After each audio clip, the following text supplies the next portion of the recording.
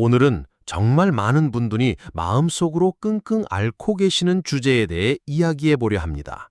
바로 노인 불면증에 관한 이야기인데요. 놀랍게도 노인분들의 무려 60% 이상이 잠을 잘 못 자서 괴롭다고 호소하십니다.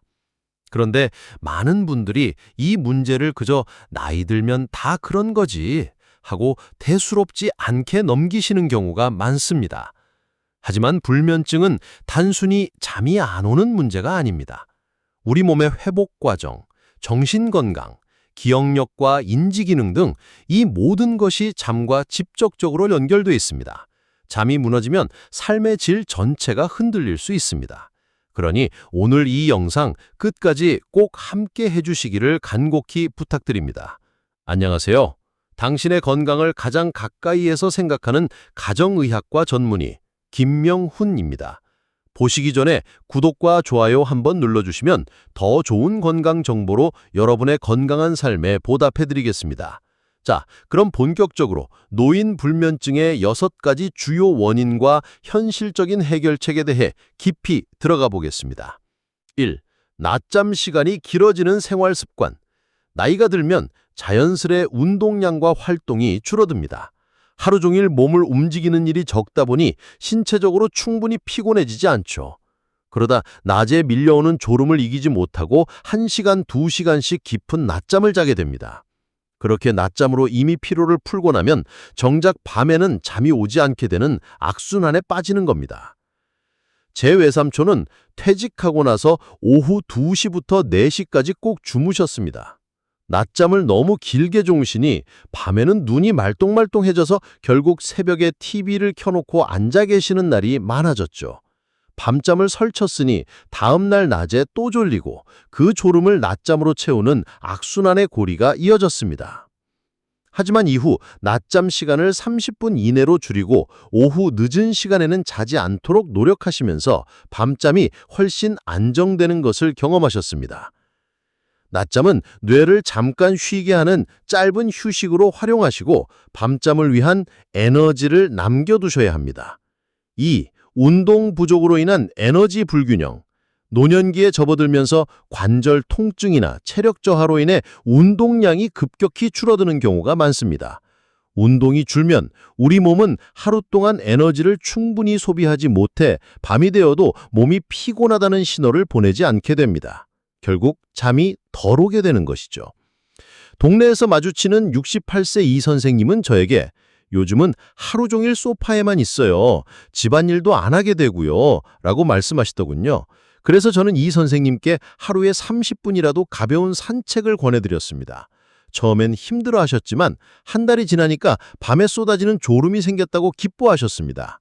햇볕을 쬐며 걷는 산책은 몸의 에너지를 소비할 뿐만 아니라 수면 호르몬인 멜라토닌 분비에도 긍정적인 영향을 줍니다. 3. 심리적 불안과 외로움. 노년기에 겪는 심리적 변화도 불면증의 큰 원인입니다. 자식들은 독립해서 떠나고 배우자와도 대화가 줄어들고 혼자 있는 시간이 많아지면 자신도 모르게 마음이 불안해지고 우울해집니다. 이러한 심리적 어려움은 밤이 되면 더욱 심해져서 잠을 방해하죠. 제 환자 중에 한 분인 이 여사님은 남편이 돌아가신 후부터 불면증이 심해졌다고 하셨습니다. 자려고 누우면 자꾸 지난 일이 떠올라서 눈물이 나고 잠이 오지 않아요. 라고 눈물을 보이시더군요. 이런 경우 혼자서 해결하려 하지 말고 가벼운 심리 상담이나 가족과 솔직하게 대화하는 시간이 큰 도움이 될 수 있습니다. 또한 작은 사회적 모임이나 취미 활동에 참여하여 사람들과 교류하면 외로움과 불안이 조금씩 줄어들면서 수면의 질도 함께 개선되는 경우가 많습니다. 4. 멜라토닌 분비 감소.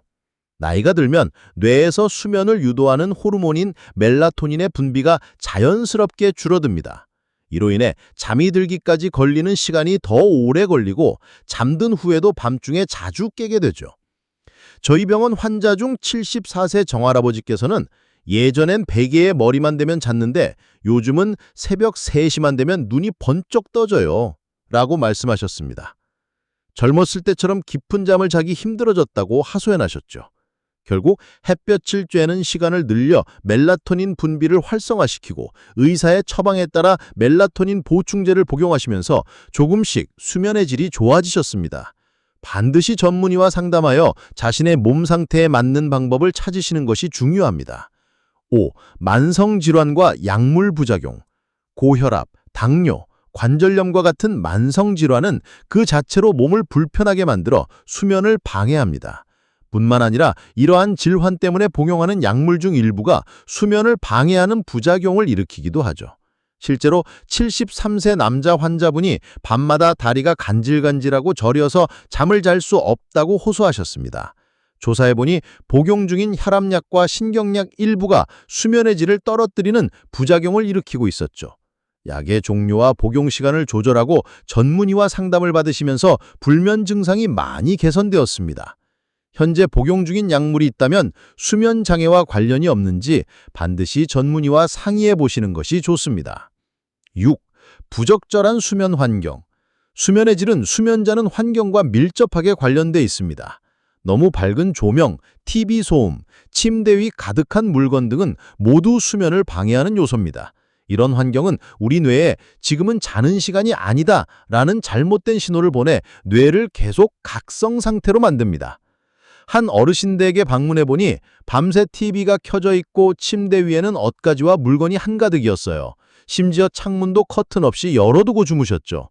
저는 이분께 잠들기 1시간 전부터 TV와 스마트폰을 끄고 조명을 어둡게 하고 침실을 깨끗하게 정리하도록 권해드렸습니다. 이렇게 수면 환경을 개선한 후 훨씬 숙면을 취하게 되셨다고 말씀하셨습니다. 희망적인 극복 사례, 생활 습관의 힘. 이제 실제로 불면증을 극복하신 사례를 하나 소개해 드릴게요.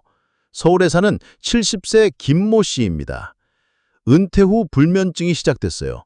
새벽 2, 3시에 잠들고 아침엔 피곤한데도 일찍 깨는 패턴이 반복되었죠.